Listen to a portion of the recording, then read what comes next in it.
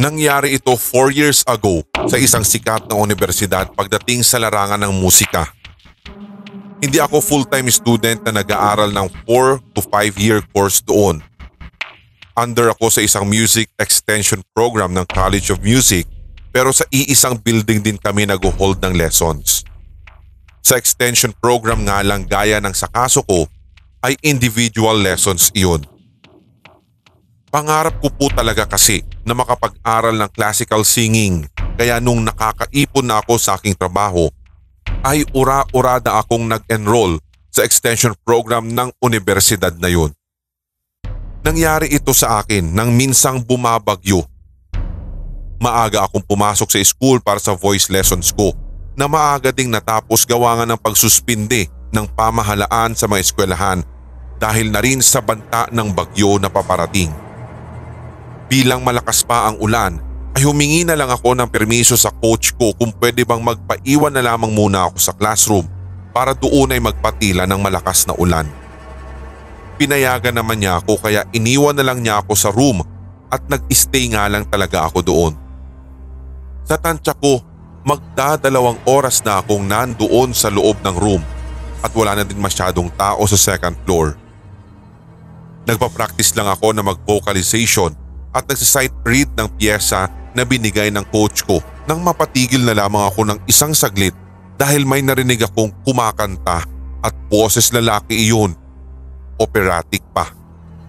Isang opera aria ang kinakanta nito na pamilyar sa akin.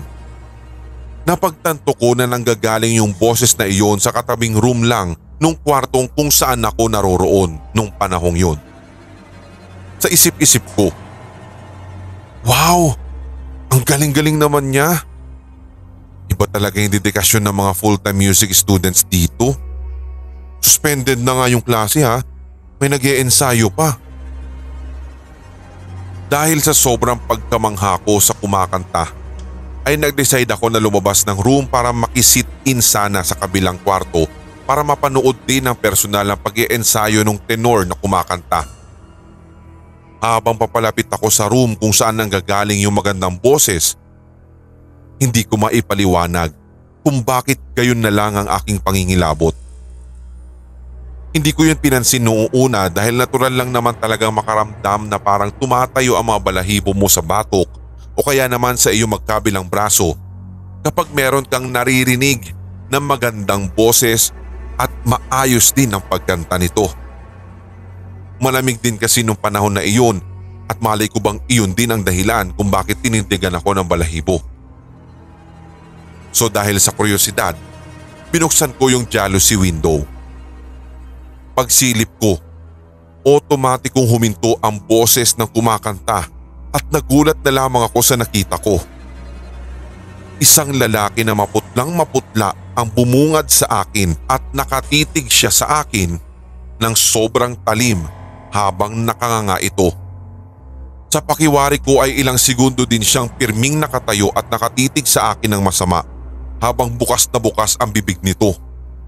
Bigla itong naglakad ng dahan-dahan papuntang piano at kitang-kita ko kung paano siyang tumagos doon at nawala na lamang na parang bula.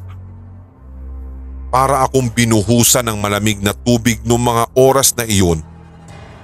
Ang nakakatakot pa, nang mapansin kong hindi nakasayad ng kanyang mga paa sa sahig. Pakiramdam ko nga ay para akong mababaliw ng mga sandaling yun. Ganun pala yung pakiramdam kapag sobrang nanghihilakbot ka na. Hindi ka makakapagsalita o makakagalaw dahil sa labis na sindak. Dahil sa hindi ko kinaya ang nakita ko, nawalan ako ng malay. Nagising na lamang ako nang ako ay yugyugin ng janitor habang nakasalampak sa sahig na malapit sa room na kung saan ko nakita yung lalaki kanina. Tinatanong niya kung ano ang nangyari sa akin pero minabuti kong wag na lang ikwento kay kuyang janitor. Sa takot ko ay agad kong binitbit yung bag na daladala ko kanina at walang ano-ano'y lumabas ng College of Music building kahit na malakas ang ulan. Nag-abang na lamang ako na masasakyan sa labas para lamang makalayo sa naturang gusali. Magmula nga po nang mangyari iyon ay hindi na ako pumapasok sa second floor, lalo na kapag walang tao. Sa tinagal ko sa music extension program ay ito ang pinakamalalang naranasan ko. Dati kasi, ang mga nagpaparamdam o yung mga pagpaparamdam lang na naranasan ko ay kulintang na tumutunog mag-isa o kaya naman ay piano. At hindi ko lubos maisip na may makikita rin pala akong ganong nilalang ng mga panahong yun.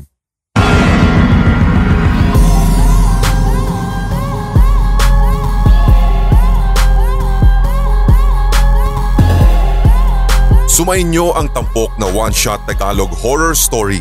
I-like, mag-comment at i-share ang episode na ito, mga certified kasindak. Huwag pahuli sa mga bagong kwentong katatakutan dito sa ating channel, kaya pindutin na ang subscribe button at ang notification bell.